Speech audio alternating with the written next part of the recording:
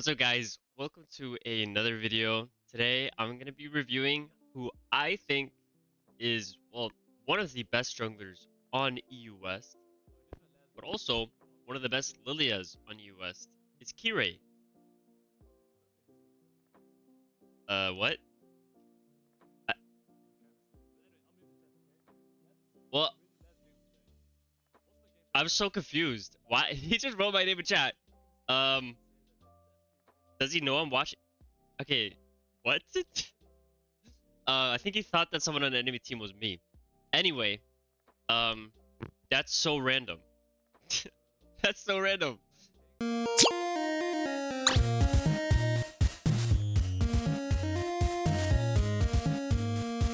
Anyway, guys, today we're gonna be reviewing Kirei. Okay, he doesn't one-trick Lillia, but he plays a lot of Lillia, and he is 1269 LP challenger.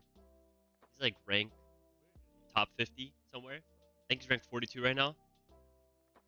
And as much as I love to say that I'm the rank 1 Lillia, I think that he might be a better player than me. So today, I'm gonna be reviewing his gameplay to see if there's something that I can learn, especially since even though I did hit Grandmaster 600 LP with a 60% win rate on EU West so far, the problem I've had is I haven't been winning as much as I want to, and I just lost a couple of games in a row. So I took a little break from solo queue. Now I'm gonna try to watch a player that is much better than me. Let's see what he does. Okay, let's get into it. We started Wolves, and we're pathing to the enemy Raptors. And I wonder why that is. He's playing as Nidalee. I guess Nidalee's level 2 is not the best. I don't think Lilia's level 2 is that good either, but maybe it's winnable.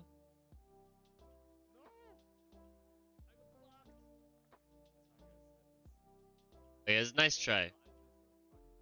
I actually think that Kirei was very low health. Maybe he should have had more health.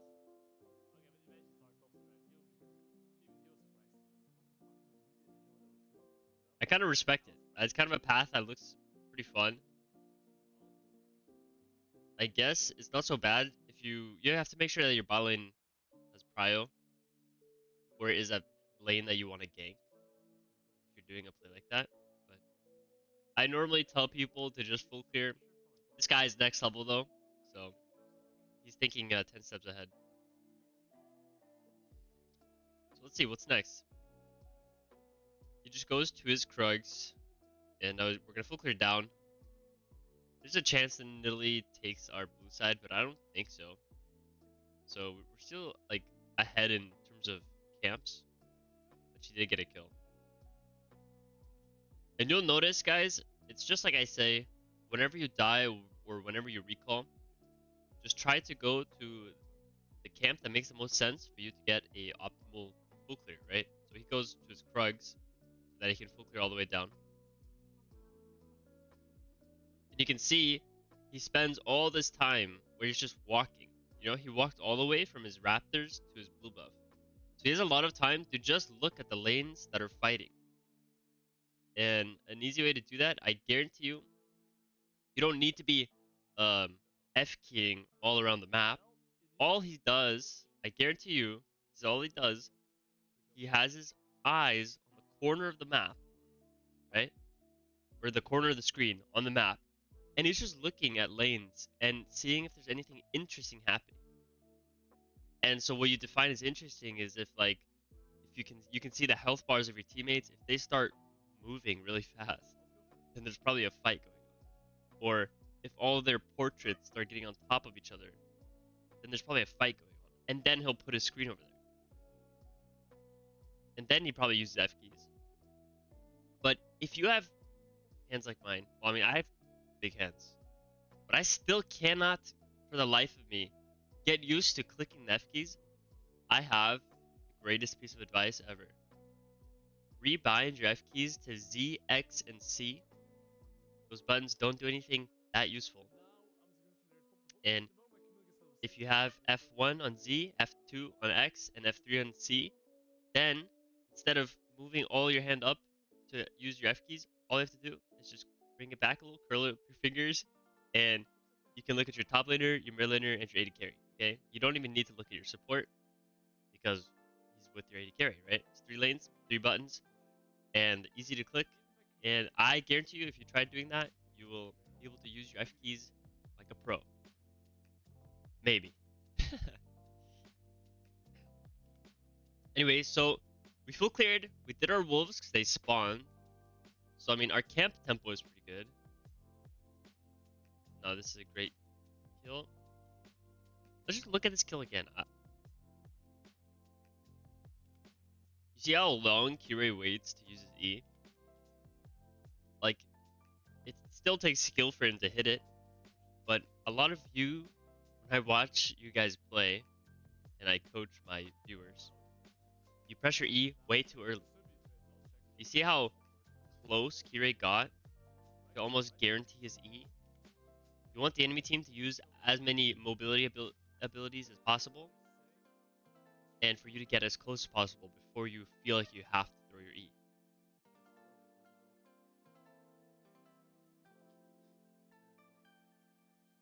This is an interesting situation. We just had to run super far, and we know that Nidalee, because we're recalling with such low health, and Nidalee knows that, Nidalee's probably doing the Void Grubs. So I'm interested to see what Kirei does out of base right here.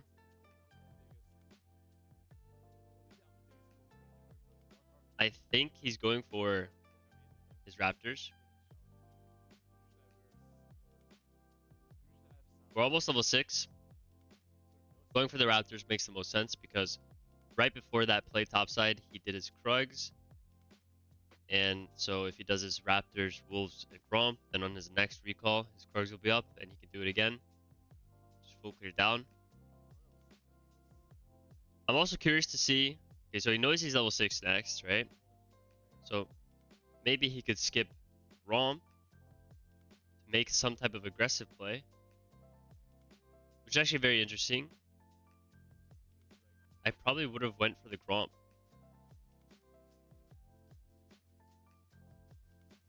And I think that even if that gank opportunity wasn't there, he would have skipped the Gromp to do the Scuttle Crab. Because he wants to play more aggressive once he hits level 6 and push his like advantage, right? If he met Nidalee on the Scuttle Crab, maybe he could kill her with his ult. And now we're going to do the Gromp. And now I'm also curious myself what he's going to do after the Gromp. He could try to save this guy, but I think this guy's just dead. But where's he going to go? Like, because it feels awkward because he recalled pretty recently. So is he going to recall or is he going to run all the way to his Krugs? Is he going to cover mid lane for a wave? What are we doing? I guess covering mid lane would be kind of a waste of time. And here, I'm also curious to see if he's going to do the red buff or if he's going to skip the red buff and then do the Krugs first. I noticed that these highest ranking challenger players are always going to skip the buff here. So I've started doing it myself because I like to copy them. And I think the reason is because there's a short amount of time between your small camps spawning. So if there's ever an option between a big camp and a small camp, right, and you're just doing a clear, there's no pressure, then I think you choose the small camps first. That way, overall, as the game goes on, you're going to get more XP because you're being more efficient with your small camps, which spawn more frequently. I really like this play. Guys, if you want to become really good at Lillia, you have to start doing the Q flash. You cannot be doing flash Q. You see, like Lucian had his E there. So if you would have maybe flash Q'd, he could have reacted and eat away. You might have missed your Q.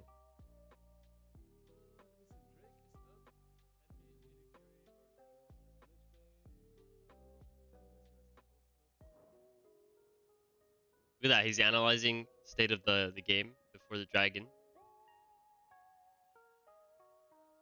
So what's he gonna do? He's gonna help his mid laner collect this wave, I guess.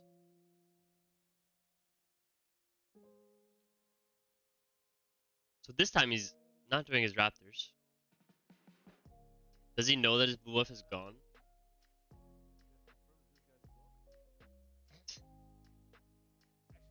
He should know his blue is gone now, right? Oh, it's still there. I'm interested about this pathing. Maybe he just didn't want to give Nidalee a chance to take all his camps for free. So he skipped his Raptors to be sure that he would be there. It's unfortunate that Nidalee got the camps, but like, it makes more sense, I guess, for Kirei to be defending his jungle. They just give it for free. And now the second Void Grubs are up. So do you give the enemy team the dragon, or do you give them 6 Void Grubs? We're starting dragon since I guess we have mid lane priority. And we have our support with us.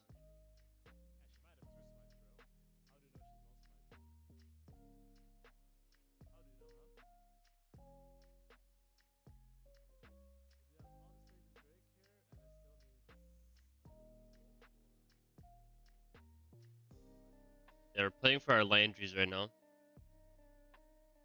you guys think that he took the cannon? Do you guys think that Blackfire Torch or Landries is better as your first item? I think it's Landries. And do you guys think Lillia is strong right now? Or do you think she's weak? I honestly feel like she's not as strong as she has been. And I'm not just talking about that one patch when she was broken.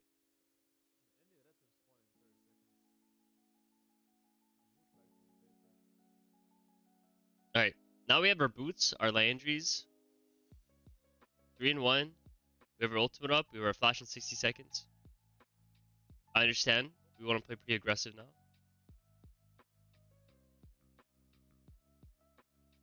Do you guys see how he has this plan of going to the enemy Raptors like straight out of base? You guys need to learn how to do that. The best thing you can do as a jungler is try to plan what your next play is as you're recalling or as you're walking out of base.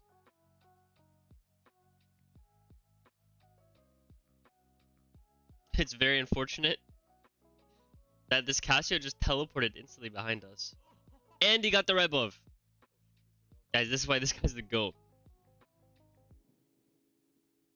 I actually don't know if I would have went for that invade, but it makes a lot of sense, right? We were on our item power spike. The only awkward part about it was like the map state wasn't perfect for an invade, since I feel like the enemy team was kind of all the way at our bot lane tier 1. I think it was still a good play. Like there wasn't much else for us to do. But you'll notice these best junglers, they are always keeping this stuff in mind. Like the second that they have an advantage in their items, like the Landry's power spike, and he knows that he has his ultimate up, he's gonna go for an aggressive play on that timer.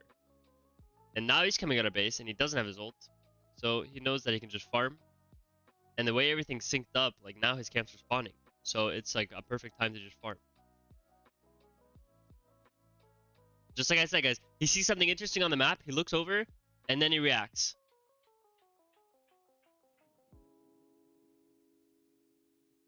Like, it's just the fundamentals this guy has are so good. And, by the way, I can pull it up, but I kind of forgot to mention, this guy is one of the best junglers in the world, okay? And it's an undeniable fact, because if you look at his OPGG, he has literally hit Challenger and finished Challenger in every single season since Challenger became a rank. Since Season 3. You look at his OPGG. Challenger, Challenger, Challenger, Challenger, Challenger. And it's not like low Challenger. This guy's ranked 42. This guy's crazy.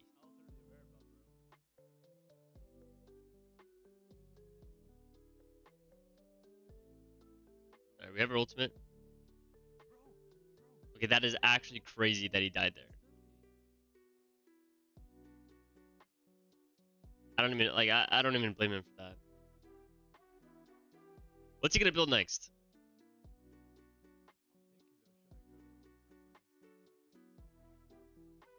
He goes Zanya second a lot, which I don't know if I agree with. I don't know why. Guys, I don't like the new Zanyas. I really don't. Like, it's a good item, but I don't know. I feel like ever since they removed Demonic Embrace, like a part of my heart was just ripped out, and it's hard to find something to patch it up. Like, I don't feel like Zanya is the perfect patch up. Like, I like Rylai's more, but still, like, I'd rather just have Demonic Embrace. I don't think Blackfire Torch is a good second item either. So, is he gonna ult? No. Ulting there would be a little risky. Dragon is spawning in 20 seconds, and our teammates are kind of low, so what's the plan here? Like, are we gonna fight this dragon? We have our ultimate and our flash and the Zanyas, so those are like some conditions that you could look for as a Lillia player to know that you can fight personally. But can Corky fight? He's kind of We have position priority on the map.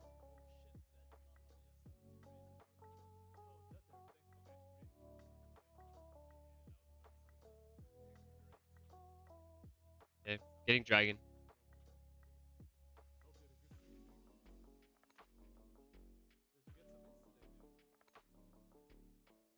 This dragon is just natural. Like, the enemy team wasn't contesting.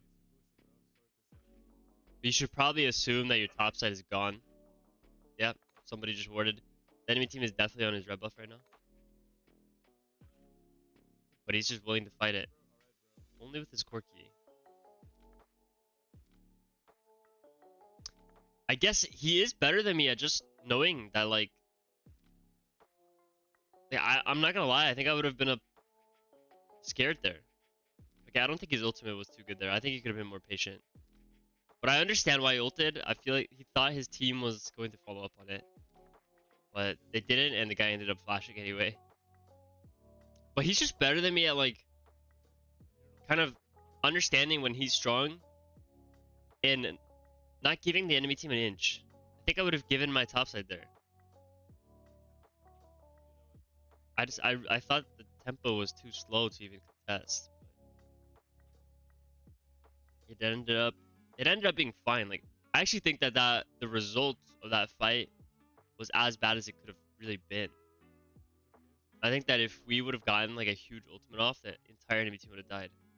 That probably would have been a game-winning play. That's good to know.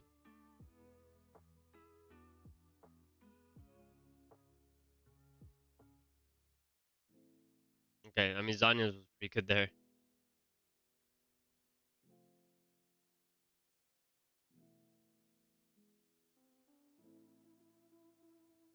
And now, right after this play, okay, I guess Cassio's also gonna die. What's he gonna do right after this play? I think he's gonna go straight for the enemy Raptors. Never mind, he died. He probably would have though, because I'm pretty sure the enemy Raptors and red buff is still up. So now we have Zanya's. Maybe I'll try some Zanya's games. I guess Rylai's isn't like that useful in this particular game because the enemy team has a lot of kiting potential. They're very ranged. These are like the worst Lillia games. The enemy team has 4 range champions and a Rel. Like, so it's very hard to even get in range for your Rylai's. But he does go Rylai's third.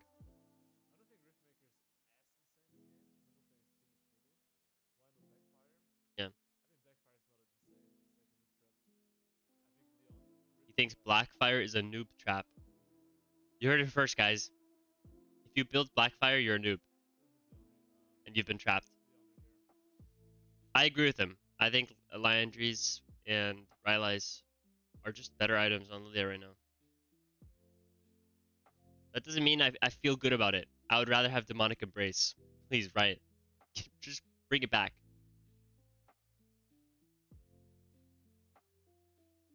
Like, there's no way we took away Demonic Embrace to add Volcanic Cycle Sword to the game.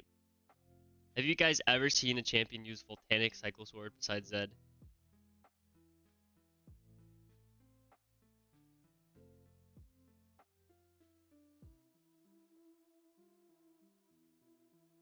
Okay, pulling a Baron play right now. It's a 4v4, guaranteed. Kasante probably has TP, but we are looking for the fight. Usually, guys, okay, there are 3 conditions to starting Baron.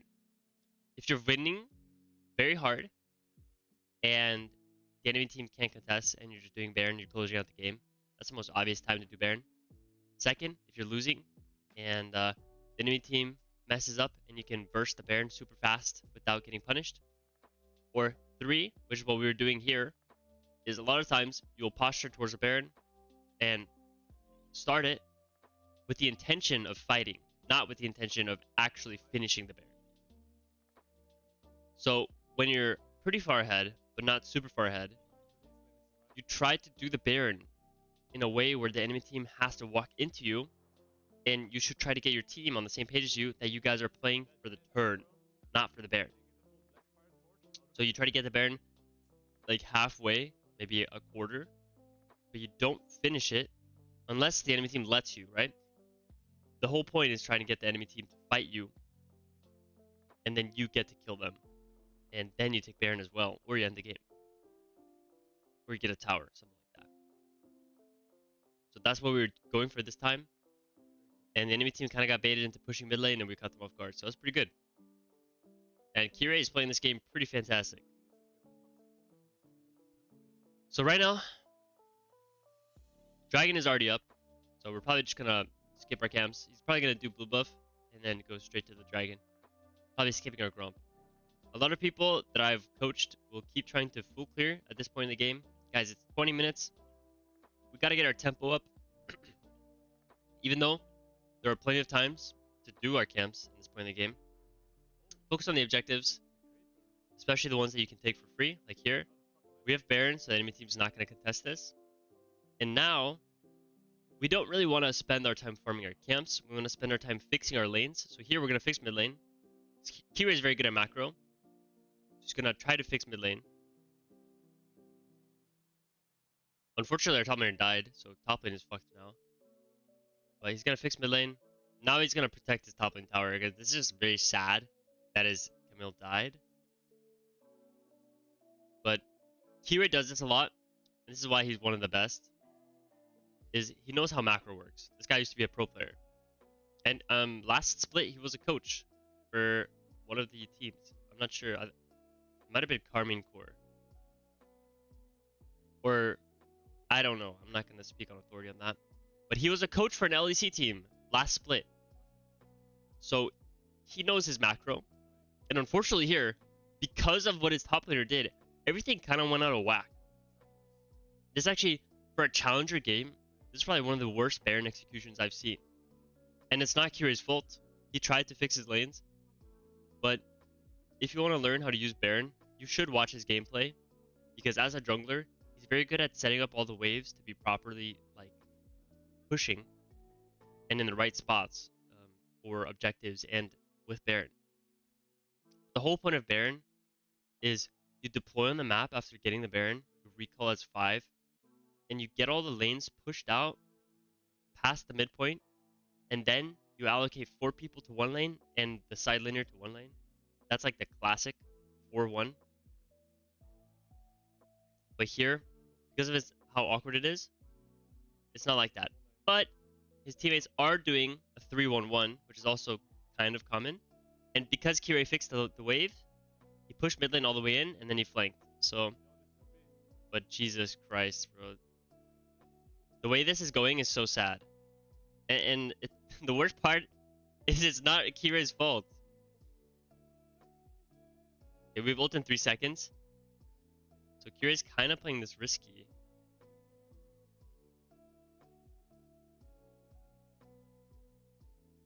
I don't think Nautilus was on the same page. He's gonna ult in Zhonya's. Yes. Oh my god.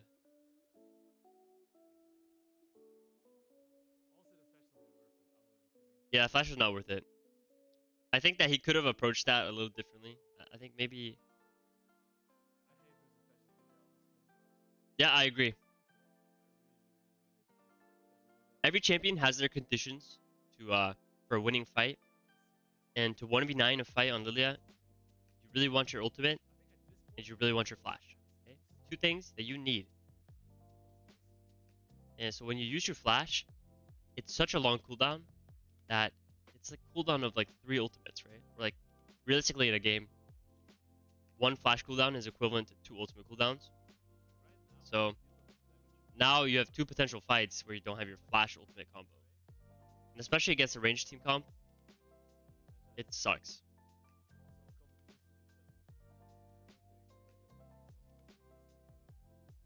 You guys might not hear what Kirei is saying, which is my bad.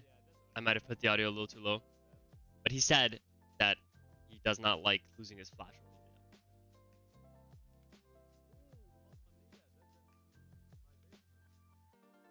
ultimate. Okay. Notice how this game is being lost off his teammates just doing random things without him. And if you want to be one of the best guys, like Kirei, hopefully like myself, hopefully I get challenger in the West. You just have to like take these type of games, you know, with stride. You cannot get upset when your teammates do stuff like this. If Kirei's not getting upset, I don't think you should be getting upset. You know what I mean?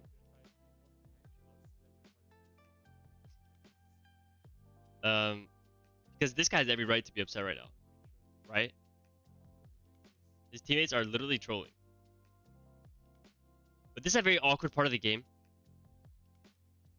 Because you're playing Lillia, and you don't have your ultimate, and you don't have flash. And I think, honestly, Kirei might have made a little bit of a mistake posturing so far up here with his team. Because as Lillia in a fight like this, look at how how useless we are. I actually think that the Kalista gave him more opportunity than she really needed to. But look at how useless we are. We're actually gonna lose a game off this. Yeah, no, you lost a game here. I actually think you lost a game here. Overall, guys, not his fault though. Like, actually not his fault. I've had this exact type of game so often in the past couple of weeks. I don't know what it is, guys, but Lillia feels a little weak. It feels like this happens a lot. And it's because you have to adhere to like these strict conditions of your ultimate and your flash. And we didn't have our flash and we didn't have our ultimate in this fight. Do you see, like against a team comp like this, you see how hard it was for Kirei to even do anything? Like he got like 2 Qs off maximum, maybe an E. And yeah, it's unfortunate. But even though Kirei lost this game, I think we can all tell that he is such a smart player. And we can all learn something from him. And if you're interested in checking out his social media, his Twitter, his Twitch, whatever, I'm going to link all of it in the pinned comment below. This guy's one of my favorite junglers. He's super humble. He's one of the best players in the world. He's super smart. And if you don't want to get coaching from me, but you still want to get coaching, I would 100% recommend you buy his coaching. He coached me, and let's just say that after he coached me, this is what happened. Boom. 2 accounts in Challenger at the same time. And after his coaching was the first season that I finished Challenger. Because there's one thing to hit Challenger, and then there's a completely other thing of finishing a season in Challenger. Because as the season goes on, the LP threshold goes up, the competition goes up. So I'm very thankful for Kirei. If you guys enjoyed this video, Kirei, if you're watching, I hope you enjoyed. I'll catch you guys next time. Peace out.